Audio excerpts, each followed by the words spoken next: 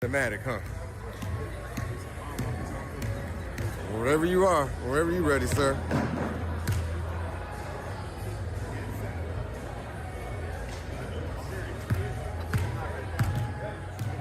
Should have put a hand up.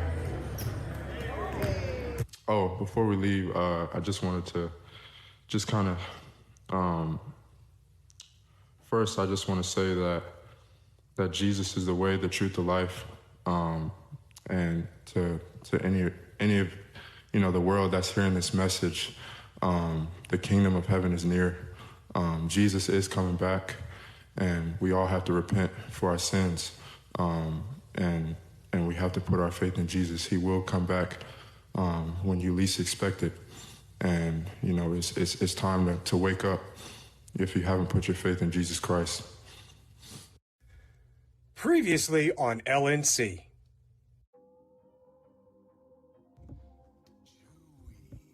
From the streets did she emerge, and to the street she will return. But the women! She belongs to the streets. Delay?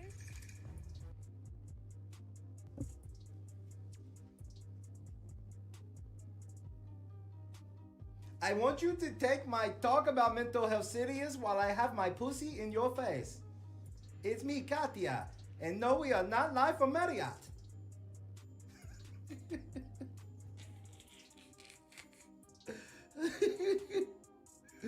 I take time out from OnlyFans to drag Paloma. She has bipolar disorder, and that's not very cool. I'm not letting her use that as an excuse. She is very mean, and she was very mean to Taylor. You called Taylor all types of names, and I understand you're on medication, and it's okay to say that you're on medication and you have bipolar disorder, but at the end of the day, you still need to say that you are sorry to Queen Taylor. You must be me. This is not Marriott.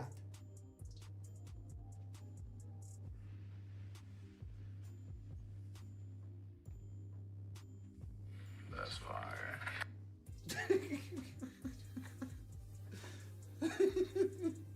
The motherfucker said, man, that post seems fishy.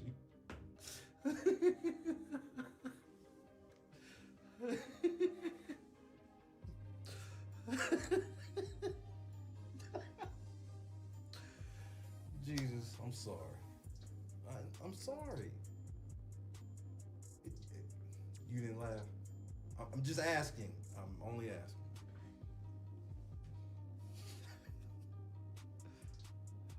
I gotta stop the cat.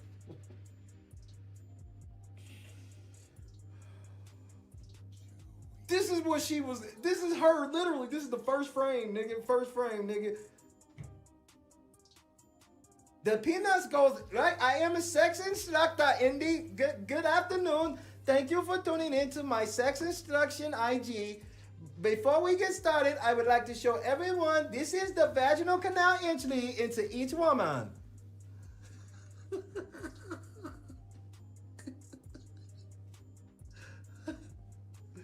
Hell yeah, she had the. And here's where her turning the comments off was dirty. So since they can't get in the comments, guess where they were at? They were in Paloma's DMs. Paloma even said it midway through. Like, we about to look at the rest of this. We go look at the end of this. Says, Indy, I can dunk all over you. Ain't nobody coming for you. Nigga, I can throw shit all off the glass on you. Ain't nobody coming to help you. Nobody.